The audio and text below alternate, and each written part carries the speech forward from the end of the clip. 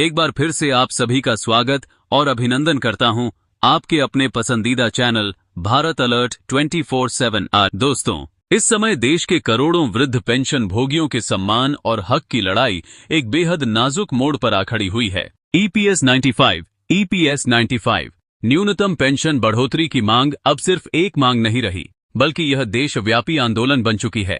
राष्ट्रीय संघर्ष समिति यानी एनएसी के बैनर तले देश के कोने कोने में 6 जून से 12 जून तक स्थापना दिवस सप्ताह मनाया जा रहा है, जहां बुजुर्ग पेंशनर्स इस भीषण गर्मी में भी सड़कों पर उतरकर ईपीएफओ कार्यालयों के सामने प्रदर्शन कर रहे हैं। कितनी बड़ी विडंबना है दोस्तों। एक तरफ केंद्र की भारतीय जनता पार्टी सरकार अपने सफल कार्यकाल के 12 वर्ष पूरे होने का जश्न मना रही है। माननीय प्रधानमंत्री श्री नरेंद्र मोदी जी के सबसे लंबे समय तक पीएम बने रहने का गौरवगान हो रहा है, लेकिन दूसरी तरफ सरकार को उन ईपीएस 95 पेंशनर्स के पिछले 12 सालों का संघर्ष दिखाई नहीं दे रहा, जो पाई पाई के लिए मोहताज हैं। निजी क्षेत्र के ये वो कामगार हैं जिन्होंने अपने जीवन का सबसे मूल्यवान समय देश की प्रगति में लगा दिया। आज वो कोई भीख नहीं मांग रहे, बल्कि अपने ही जमा किए हुए पैसों से एक सम्मानजनक गुजारा भत्ता यानी पेंशन मांग रहे हैं। लेकिन अफसोस, व्यवस्था पूरी तरह आंखें मूंदे बैठी है। सरकारें वादे तो बड़े बड़े करती हैं, पर वक्त आने पर उन्हें भूल जाती हैं। दोस्तों, अगर आप भी इन बुजुर्गों के संघर्ष का समर्थन करते हैं और चाहते हैं कि इनकी आवाज सरकार तक पहुंचे, तो इस वीडियो को अभी के अभी लाइक कर दीजिए और अपने सभी ग्रुप्स में शेयर जरूर कीजिए, ताकि यह आवाज और बुलंद हो सके। साथियों, हाल ही में सरकारी कर्मचारियों के लिए लागू की गई एकीकृत पेंशन योजना यानी यूपीएस यूनिफाइड पेंशन स्कीम के बाद अब प्राइवेट सेक्टर के कर्मचारियों में भी गारंटेड पेंशन की उम्मीदें जाग गई हैं। कर्मचारी संगठनों की मांग है कि ईपीएस 95 के पेंशन भोगियों को भी यूपीएस के दायरे में लाया जाए, जहां सरकार ने कम से कम Rs1000 मासिक पेंशन की गारंटी दी है। अगर ऐसा होता है तो भविष्य में किसी भी कर्मचारी को बुढ़ापे में सड़कों पर नहीं उतरना पड़ेगा। कमांडर अशोक रावत जी और उनकी पूरी टीम लगातार प्रयास कर रही है। एनआईसी की तरफ से श्रम मंत्रालय को 15 दिन का अल्टीमेटम नोटिस भी दिया गया था कि यदि पेंशन नहीं बढ़ी तो देश भर के पेंशनर्स रेल रोको आंदोलन, रास्ता रोको और सामूहिक आमरण अनशन जैसे कड़े कदम उठाने पर मजबूर होंगे। लेकिन इस गूंगी बहरी सरकार की तरफ से उस नोटिस का अब तक कोई जवाब नहीं आया है। श्रम मंत्री डॉ.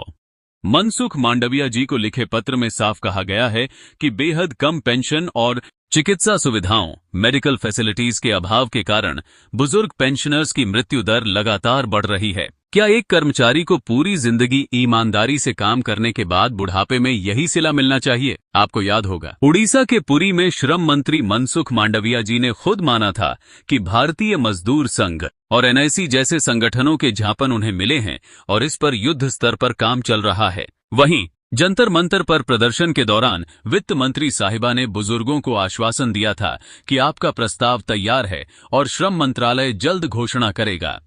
लेकिन इस बात को भी 3 महीने बीत गए और नतीजा 0 रहा। मगर दोस्तों, अब एक बड़ी खबर निकलकर सामने आ रही है।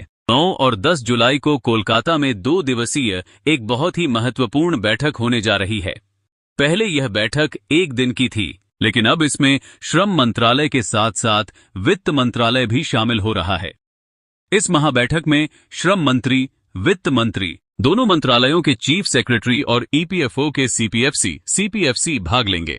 माना जा रहा है कि इस बैठक में ईपीएस 95 पेंशन बढ़ोतरी के साथ साथ 8वें वेतन आयोग, 8th पे कमीशन और सैलरी की सीलिंग लिमिट बढ़ाने पर भी गंभीर चर्चा हो सकती है। इसी दौरान जुलाई में कोलकाता में ही एनआईसी की कार्यकारिणी की बैठक और एक विशाल जनसभा भी होने वाली है, जिसमें आगे के उग्र आंदोलन की रूपरेखा तय की जाएगी। सरकारी सूत्र और मंत्री महोदय लगातार कह रहे हैं कि विचार चल रहा है, बैठकें हो रही हैं, लेकिन अब पेंशनरों की उम्मीदें और हिम्मत टूट रही हैं। हमारी बस यही आस है कि सरकार आगामी 9 और 10 जुलाई की बैठक में कोई ठोस और बड़ा ऐलान करे, जिससे इन बुजुर्गों के चेहरे पर मुस्कान वापस आ सके।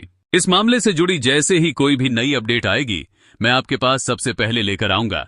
ऐसी ही देश, समाज और कर्मचारियों से जुड़ी हर सच्ची और सटीक खबर को सबसे पहले देखने के लिए हमारे चैनल भारत अलर्ट 24/7 को अभी सब्सक्राइब करें और नीचे दिए गए बेल आइकन घंटी के निशान को जरूर दबाएं ताकि कोई भी वीडियो आपसे मिस ना हो। मिलते हैं अगले वीडियो में, तब तक के लिए अपना ख्याल रखिए। नमस्कार, जय हिंद।